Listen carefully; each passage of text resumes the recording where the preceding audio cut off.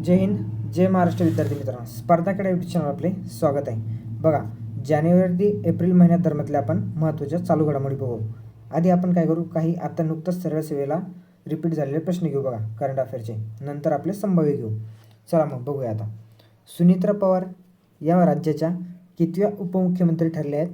तर त्या राज्याच्या 11व्या उपमुख्यमंत्री ठरल्या आहेत.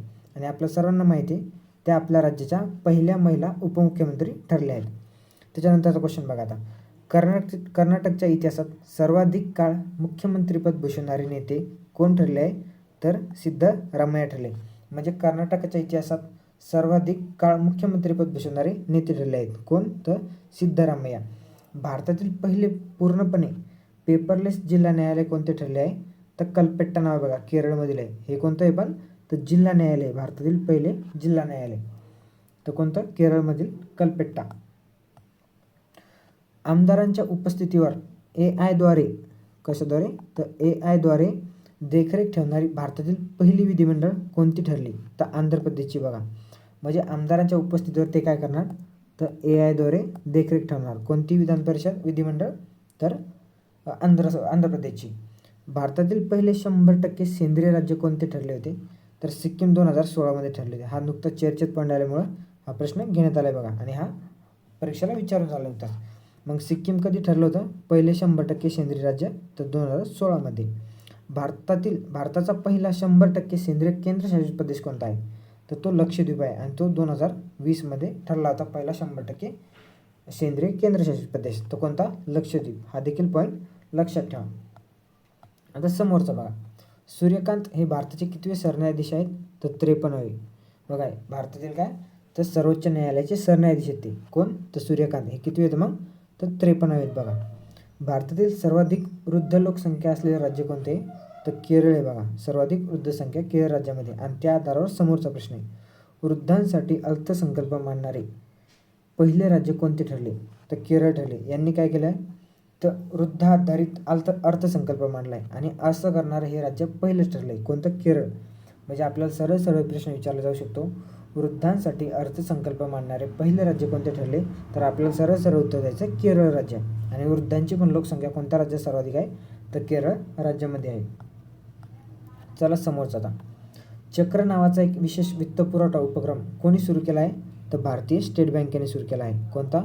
चक्र नावाचा हा विशेष वित्तपुरवठा उपक्रम आहे. लक्षात ठेवा बरं का, कधीही प्रश्न विचारला जाऊ शकते.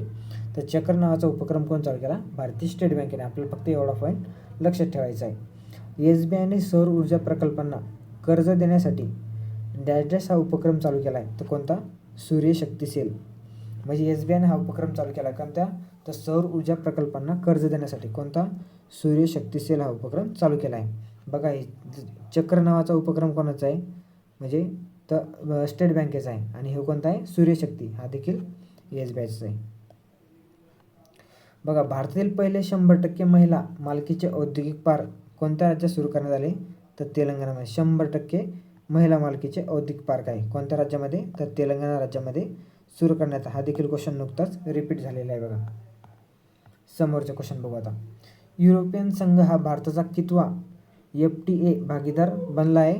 तर 22वा. युरोपियन संघ भारताचा FTA बघा भागीदार बनला आहे 22वा.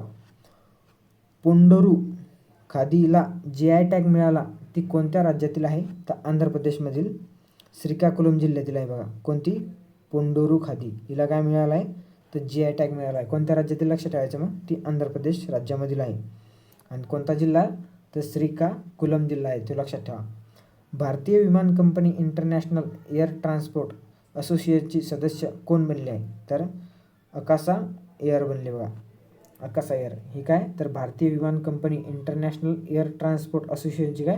तर सदस्य बनलेली आहे. ते देखील लक्षात ठेवा. समोरचं बघा. आता खान सुरक्षा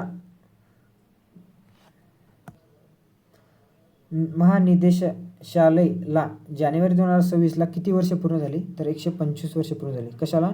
तर खान सुरक्षा महानिदेशालयला किती? तर जानेवारी 2026मध्ये 125 वर्ष पूर्ण झाली. बघा, स्वतंत्र भारताची पहिली जातीनिहाय जनगणना कोणती असणार आहे? तर 2027ची. बघा, ही 2027ची स्वतंत्र भारताची पहिली जातीनिहाय जनगणना असणार आहे. 2027 ही भारताची 16वी आणि स्वातंत्र्याची कितवी, तर 8वी जनगणना असणार आहे. बघा 2027ची ही भारताची म्हणजे टोटल जर बघितलं आपण तर 19वी 16 असणार आहे आणि स्वातंत्र्याची 8वी जनगणना असणार आहे. हा देखील पॉईंट तुम्ही लक्षात ठेवायचा आहे. समोर बघा आता, भारत आणि UAE यांनी आपला द्विपक्षीय व्यापार 2032 सालापर्यंत दुप्पट करून तो किती अब्ज डॉलरपर्यंत नेण्याचे उद्दिष्ट निश्चित केले आहे, तर 200 अब्ज डॉलरपर्यंत. बघा हा देखील पॉईंट लक्षात ठेवा. हा पण विचारला आहे बरं का, हा नुकताच TCSने विचारला आहे क्वेश्चन, त्यामुळे हा लक्षात ठेवा. भारतीय लघु उद्योग विकास बँकेमध्ये किती कोटी रुपयांची भांडवली गुंतवणूक मंजुरी दिली आहे, तर 5000 कोटी. बघा भारतीय लघु उद्योग विकास बँकेमध्ये किती कोटी रुपयांची भांडवली गुंतवणूक मंजुरी दिली आहे, तर 500 कोटींची. बघा हा देखील तुम्ही पॉईंट लक्षात ठेवा. समोरचा प्रश्न बघू आता, भारत आणि युरोपियन युनियन यांच्यातील धोरणात्मक भागीदारीला चालना देण्यासाठी किंवा चालना देण्याच्या दृष्टिकोनातून नवी दिल्ली येथे कशाचे उद्घाटन करण्यात आले, तर युरोपियन लीगल गेटवे ऑफिसचे उद्घाटन करण्यात आले. बघा कशासाठी, तर भारत आणि युरोपियन युनियन यांच्यातील धोरणात्मक भागीदारीला चालना देण्यासाठी हे याचं उद्घाटन करण्यात आले. कशाचं, तर युरोपियन लीगल गेटवे ऑफिसचे उद्घाटन करण्यात आले. कोणत्या ग्रामीण बँकेने भारतातील पहिले सौर ऊर्जेवर चालणारी फिरती ATM व्हॅन सुरू केली, तर त्रिपुरा ग्रामीण बँकेनं. त्रिपुरा ग्रामीण बँकेने काय केलं, तर भारतातील पहिली सौर ऊर्जेवर चालणारी फिरती ATM व्हॅन सुरू केली आहे. हा देखील पॉईंट लक्षात ठेवा. मित्रांनो तुम्हाला जर याची PDF लागली तर डिस्क्रिप्शनमध्ये मी टेलिग्राम चॅनलची लिंक देऊन टाकतो, तुम्ही चॅनल जॉईन करा आणि तिथून ती PDF डाउनलोड करू शकता. बघा 100% विमा संरक्षण प्राप्त करणारा देशातील पहिला जिल्हा कोणता ठरला, तर राजस्थानमधील अलवर जिल्हा. हा काय, तर 100% विमा संरक्षण प्राप्त करणारा देशातील पहिला जिल्हा ठरला. आपल्या सर्व ग्रामपंचायतीमध्ये ऑनलाईन कर संकलन प्रणाली सुरू करणारा हा देशातील पहिला जिल्हा ठरला. कोणता, तर छत्तीसगडमधील धमतरी यांनी काय केलं आहे, आपल्या सर्व ग्रामपंचायतीमध्ये ऑनलाईन कर संकलन प्रणाली सुरू केली आहे आणि हा असा करणारा देशातील पहिला जिल्हा ठरला. तर राज्य देखील लक्षात ठेवा, छत्तीसगड आणि कोणता, तर धमतरी जिल्हा देखील लक्षात ठेवा. समोरचं बघा, हेनले पासपोर्ट इंडेक्स 2026मध्ये भारताचे स्थान कितवे आहे, तर कितवे, 75वे स्थान आहे भारताचे हेनले पासपोर्ट इंडेक्स 2026मध्ये. नीती आयोगाच्या मुख्य कार्यकारी अधिकारी पदाचा अतिरिक्त कारभार निधी छिब्बर यांच्याकडे सोपवण्यात आला आहे. तर काय, नीती आयोगाच्या मुख्य कार्यकारी अधिकाराचा अतिरिक्त कारभार निधी छिब्बर यांच्याकडे सोपवण्यात आला होता. बघा बार्बाडोसच्या पहिल्या महिला पंतप्रधान कोण बनल्या आहेत, तर मिया मोटली. बार्बाडोसच्या काय बनल्या त्या, तर पहिल्या महिला पंतप्रधान. बघा पहिल्याच महिला आहे त्याच्यामुळे ती लक्षात ठेवा त्यांचं नाव काय, तर मिया मोटली. समोरचा पॉईंट बघा आता, गिफ्ट सिटीच्या अध्यक्षपदी कोणाची नियुक्ती करण्यात आली आहे, तर उदय कोटक यांची.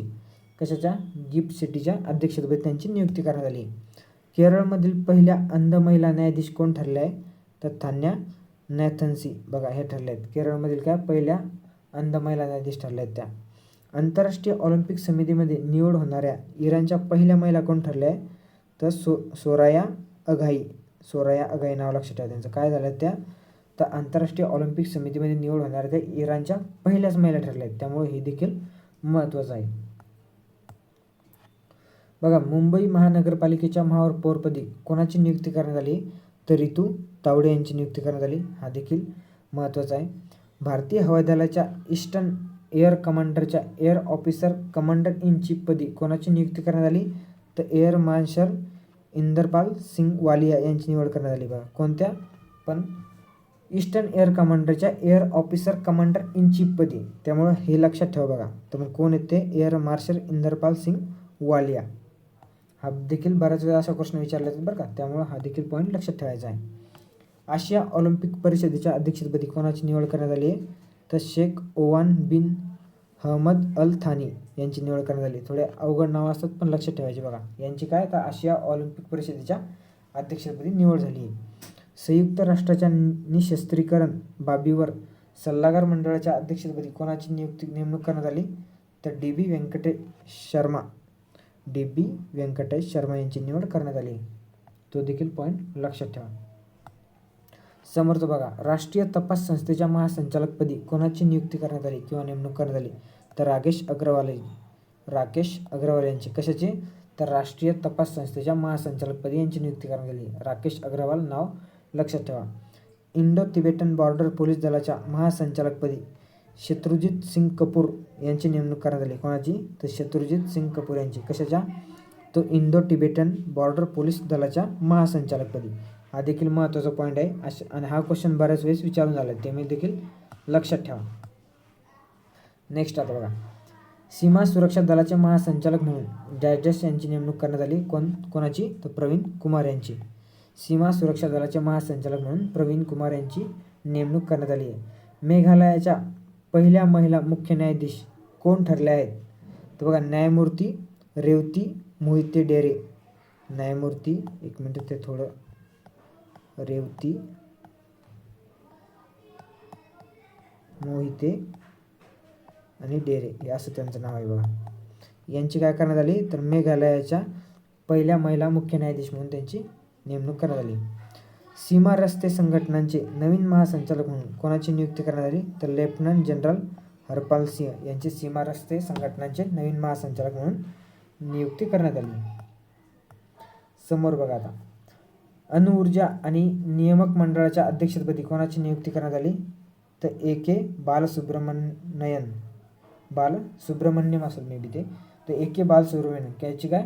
अणुऊर्जा आणि नियामक मंडळाच्या अध्यक्षपदी नेमणूक करण्यात आली. महाराष्ट्राच्या पोलीस महासंचालकपदी कोणाची नेमणूक करण्यात आली? तर सदानंद दाते यांची करण्यात आलेली आहे. भारतीय महिला हॉकी संघाच्या मुख्य प्रशिक्षकपदी कोणाची नियुक्ती करण्यात आली आहे? तर शोर्ड मारिन यांची. कायच्या? तर भारतीय महिला हॉकी संघाच्या मुख्य प्रशिक्षक झाल्या त्या. कोणतं? Shard Marin. महत्त्वाचं नाव आहे, लक्षात ठेवा. समोर बघा आता, कोणाची एशियन बॉक्सिंग काउन्सिलच्या सदस्यपदी नियुक्ती करण्यात आली आहे? तर वजेंदर सिंह यांची काय? तर एशियन बॉक्सिंग काउन्सिलच्या सदस्यपदी नियुक्ती करण्यात आली आहे. हवाई दलाचे नवीन उपप्रमुख म्हणून कोणाची नियुक्ती करण्यात आली आहे? तर एअर मार्शल नागेश कपूर यांची. हवाई दलाचे काय? तर नवीन उपप्रमुख म्हणून यांची नियुक्ती करण्यात आली आहे. बॅडमिंटन वर्ल्ड फेडरेशन आयोगाच्या अध्यक्षपदी कोणाची नियुक्ती करण्यात आली? तर PV सिंधूची. हे देखील खूप IMP आहे बघा, लक्षात ठेवा, IMP आहे महत्त्वाचं. यांची काय? तर बॅडमिंटन वर्ल्ड फेडरेशन आयोगाच्या अध्यक्षपदी यांची नियुक्ती करण्यात आली. PV सिंधू नाव लक्षात ठेवा. एक मिनिट समोरचे बघू आता. संयुक्त राष्ट्राद्वारे global champion for road safety म्हणून कोणाची नेमणूक करण्यात आली? तर सचिन तेंडुलकर यांची नियुक्ती करण्यात आली आहे. कोणाची नियुक्ती भारतीय अन्न महामंडळाचे अध्यक्ष आणि व्यवस्थापकीय संचालक म्हणून करण्यात आली आहे? तर रवींद्र कुमार अग्रवाल यांची नियुक्ती करण्यात आली आहे.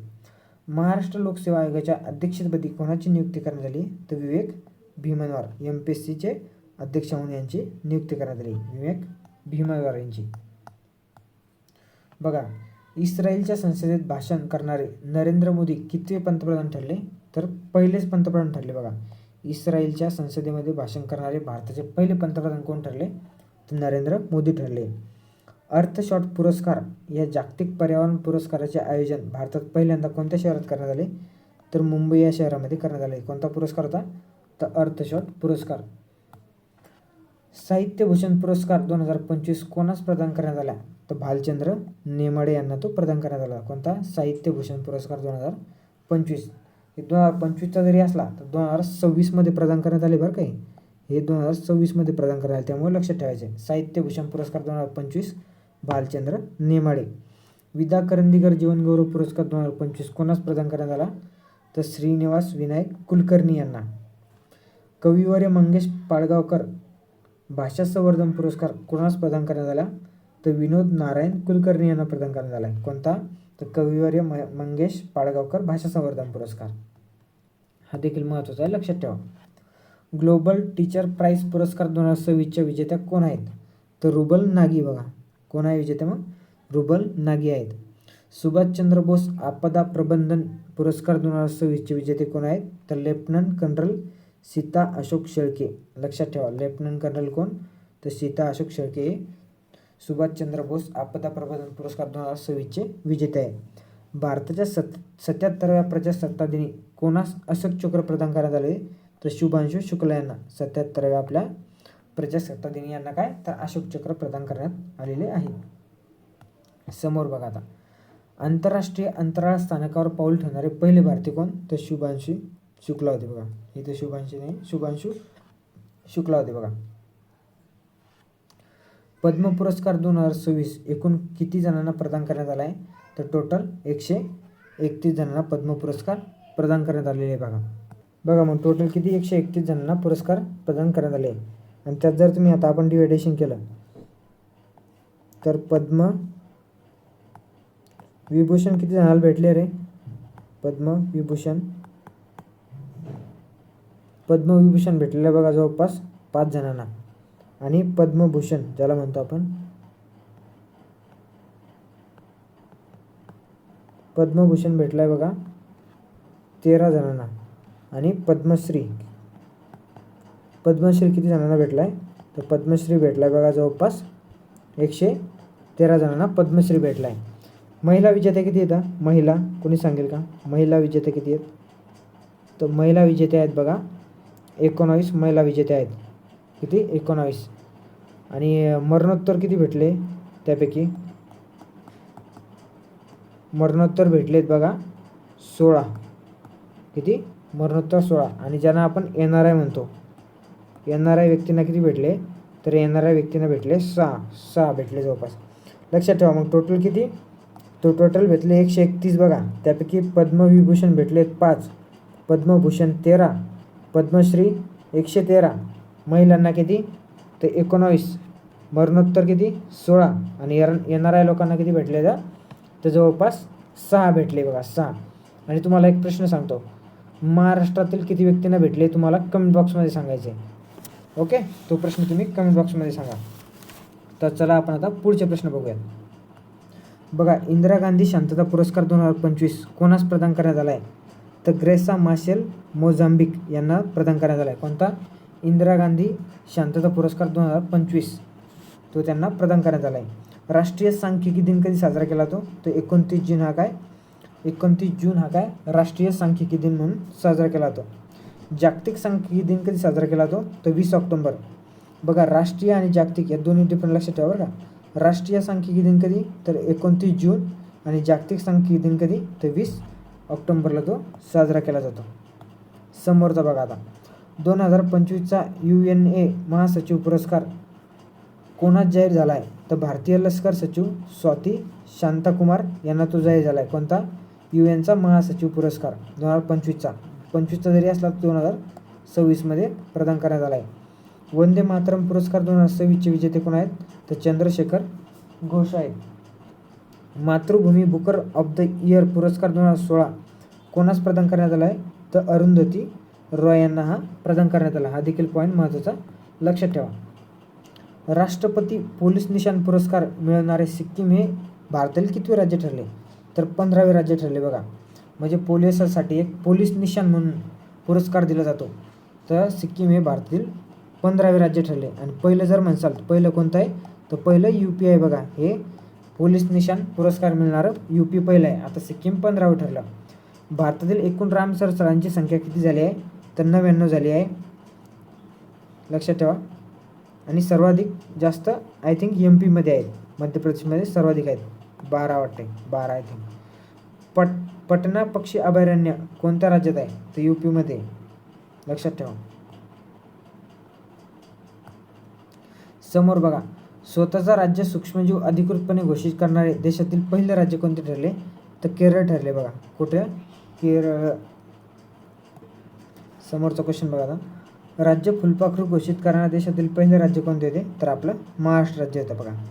याने जसं स्वतःचा सूक्ष्मजीव घोषित केला आहे तसे पहिले आपण महाराष्ट्राचा राज्य फुलपाखरू आपण घोषित केलं होतं. हा देखील पॉईंट तुम्हाला लक्षात ठेवायचा आहे. समोर बघा, अंदमान आणि निकोबारची राजधानी असलेल्या पोर्ट ब्लेअरचे नवीन नाव काय आता? तर श्री विजयपुरम करण्यात आले बघा. विजयपुरम ही अंदमान निकोबारची राजधानी होती. पोर्ट ब्लेअर तिचे नाव आता श्री विजयपुरम असे करण्यात आले. मध्य प्रदेशच्या रातापानी व्याघ्र प्रकल्पाचे नामकरण काय करण्यात आले आहे? तर वानकर व्याघ्र प्रकल्प करण्यात आले. तर डॉक्टर वानकर. त्याचं पूर्वीचं नाव काय होतं? तर रातापानी व्याघ्र प्रकल्प. त्याचं नवीन नाव आता डॉक्टर वानकर व्याघ्र प्रकल्प असे करण्यात आले. समोर बघा आता, आरलम फुलपाखरू अभयारण्य देशातील पहिले फुलपाखरू अभयारण्य ठरले. ते कोणत्या राज्यातील आहे? तर केरळ या राज्यातील बघा. कोणतं? आरळम हे देखील महत्त्वाचं पॉईंट लक्षात ठेवा.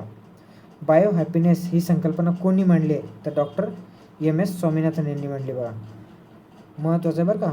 बायो हॅपीनेस ही संकल्पना कोणी मांडली होती? तर डॉक्टर MS स्वामीनाथन यांनी मांडली होती. हा देखील पॉईंट खूप महत्त्वाचा आहे. देशातील पहिला बायो हॅपीनेस जिल्हा कोणता ठरला आहे?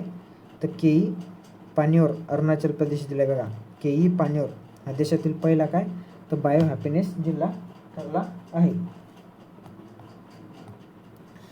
समोरचं बघा आता, रस्ते बांधणीसाठी वापरल्या जाणाऱ्या बायोबिट्युमेनचे व्यावसायिक स्तरावर उत्पादन करणारा कोणता देश जगातील पहिला देश ठरला आहे? तर आपला भारत देश ठरला आहे. कोणता देश निसर्गाला संविधानात कायदेशीर हक्क देणारा जगातील पहिला देश ठरला आहे? तर इक्वेडोर ठरला आहे. म्हणजे यांनी काय केलं बघा, निसर्गाला संविधानात कायदेशीर हक्क दिला आहे. हा असा करणारा पहिला देश ठरला आहे. कोणता? इक्वेडोर. त्यामुळे तो पॉईंट लक्षात ठेवा. कोणता देश जगातील सर्वात मोठा तांदूळ उत्पादक देश ठरला आहे? तर भारत हा काय जगातील सर्वात मोठा तांदूळ उत्पादक देश ठरला आहे. आता नुकतंच चीनला मागे टाकले. जगातील एकूण वाघापैकी 75% वाघ, 75%पेक्षा जास्त वाघ कोणत्या देशात आढळतात? तर आपल्या भारत देशामध्ये आढळतात. बघा म्हणजे जगातील एकूण 75% वाघ आपल्या भारत देशामध्ये आढळतात. समोरचं बघा, भारतातील पहिले नेट झिरो स्मार्ट सिटी शहर कुठे विकसित केले जाणार आहे? तर हैदराबादमध्ये. भारतातील पहिले काय असणार आहे? तर नेट झिरो स्मार्ट सिटी शहर आहे आणि कुठे? हैदराबाद इथे विकसित केले जाणार आहे. भारताचा पहिला स्वदेशी ग्रीन युरिया प्रकल्प कुठे उभारला जाणार आहे? तर आंध्र प्रदेशमध्ये. हा भारतातील पहिला काय स्वदेशी ग्रीन युरिया प्रकल्प असणार आहे. महत्त्वाचा पॉईंट आहे, लक्षातच ठेवा. समोर बघा, पायलट प्रोजेक्ट म्हणून पहिले श्वान अभयारण्य कुठे उघडले आहे? तर पंजाब लुधियाना येथे. हे काय आहे? तर पायलट प्रोजेक्ट म्हणून पहिले श्वान अभयारण्य हे पंजाब लुधियाना इथे ओपन करण्यात आले आहे. स्वतःचा बर्ड ॲटलास प्रसिद्ध करणारे गोवा हे भारतातील कितवे राज्य ठरले? एक मिनटं. गोवा हे भारतातील पहिलेच राज्य ठरले आहे बघा, स्वतःचा बर्ड ॲटलास प्रसिद्ध करणारे. औद्योगिक आणि तांत्रिक विकासाला गती देण्यासाठी धोरण मंजूर करण्यात आले. कोणतं? तर केरळ ग्राफिक धोरण. म्हणजे औद्योगिक आणि तांत्रिक विकासाला गती देण्यासाठी केरळ ग्राफिक धोरण मंजूर करण्यात आले. देशातील पहिले AI लिव्हिंग लॅब कुठे सुरू करण्यात आले आहे? तर मुंबई येथे. देशातील पहिले काय आहे? तर AI लिव्हिंग लॅब आहे. समोरचं बघा आता, MSME क्षेत्रासाठी समर्पित AI लिव्हिंग लॅब सुरू करणारे कोणते राज्य देशातील पहिले राज्य ठरले? तर महाराष्ट्र राज्य. कोणते राज्य हे पालकांसाठी AI साक्षरता मोहीम राबवणारे भारतातील पहिले राज्य ठरले? तर केरळ राज्य ठरले आहे. काय तर पालकांसाठी AI साक्षरता मोहीम राबवली आहे त्यांनी. इंटरनेटला मूलभूत हक्क म्हणून घोषित करणारे पहिले राज्य कोणते ठरले? तर केरळ राज्य ठरले. बघा अमरावती आंध्र प्रदेश हे भारतातील पहिले काय क्वांटम व्हॅली बनणार आहे.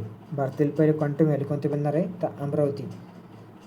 हे अमरावती आंध्र प्रदेशची राजधानी आहे. बघा ही अमरावती. हे देशातील पहिले काय क्वांटम व्हॅली बनणार आहे. त्यानंतर बघा आता, संयुक्त राष्ट्रांनी कोणते वर्ष आंतरराष्ट्रीय क्वांटम विज्ञान आणि तंत्रज्ञान वर्ष म्हणून घोषित केले आहे? तर 2025 हे वर्ष संयुक्त राष्ट्रांनी काय तर मग आंतरराष्ट्रीय क्वांटम आणि विज्ञान तंत्रज्ञान वर्ष म्हणून घोषित केलं आहे. कोणत्या देशाने 15 वर्षाखालील मुलांना सोशल मीडिया वापरावर बंदी घालण्यात आली आहे? तर फ्रान्सनं. बघा फ्रान्सनं 15 वर्षाखालील मुलांना काय सोशल मीडियावर बंदी घातली आहे. त्याच्यानंतर बघा, फ्रान्समध्ये सोशल मीडियावर वापरावर बंदी घालण्यात आली असा कायदा करणारा फ्रान्स कितवा देश ठरला आहे? तर फ्रान्स दुसरा देश ठरला आहे. बघा पहिला कोण होता? तो ऑस्ट्रेलिया होता. 16 वर्षाखालील मुलांना बंदी घातली होती. तर फ्रान्सनं काय केलं माहिती आहे का? तर 15 वर्षा मुलाखालील बंदी घातली. 15 वर्षाखालील मुलांना. तर कधी 15 वर्षाखालील जर आलं तर उत्तर द्यायचं आहे फ्रान्स आणि 16 वर्षाखालील जर विचारलं तर ऑस्ट्रेलिया. बघा ते दोन्ही एका वर्षाचा डिफरन्स लक्षात ठेवा. सरकारी रुग्णालय आणि नागरी आरोग्य केंद्रामध्ये समर्पित मोनोपॉज क्लिनिक सुरू करणारे कोणते राज्य हे भारतातील पहिले राज्य ठरले? तर महाराष्ट्र राज्य भारतातील पहिलं राज्य ठरले. समोर बघा आता, भारतातील पहिली ड्रोन शाळा कुठे सुरू करण्यात आली आहे? तर मध्य प्रदेश ग्वाल्हेर येथे. देशातील पहिला आणि जगातील सर्वात मोठा ग्रीन अमोनिया प्रकल्प कुठे सुरू करण्यात आला? तर आंध्र प्रदेशमध्ये सुरू करण्यात आला आहे. देशातील पहिले डीप टेक धोरण 2026 मध्ये कुठे जाहीर करण्यात आले? तर तामिळनाडूमध्ये. देशातील पहिले काय? तर डीप टेक धोरण 2026. भारताबाहेर कॅम्पस सुरू करणारी देशातील पहिली IIT कोणती ठरली आहे? तर IIT मद्रास. यांनी काय केलं आहे? भारताबाहेर कॅम्पस सुरू करणारी अशी देशातील पहिलीच IIT ठरली. त्यामुळे तो देखील पॉईंट लक्षात ठेवा. बघा विद्यार्थी मित्रांनो, असे जवळपास आपण महत्त्वाचे 96 प्रश्न घेतले आहेत. आपण परत देखील नेक्स्ट पार्टमध्ये बरेच प्रश्न घेऊ. जर तुम्ही आपल्या चॅनल नवीन असाल तर चॅनलला सबस्क्राईब करून ठेवा. आणि ही PDF तुम्हाला जर पाहिजे असेल तर डिस्क्रिप्शनमध्ये टेलिग्राम चॅनलची लिंक देऊन टाकतो, तिथे जॉईन करायचे आणि तिथून PDF डाउनलोड करून घ्यायची. जय हिंद, जय महाराष्ट्र. भेटू नेक्स्ट लेक्चरमध्ये. थँक्यू.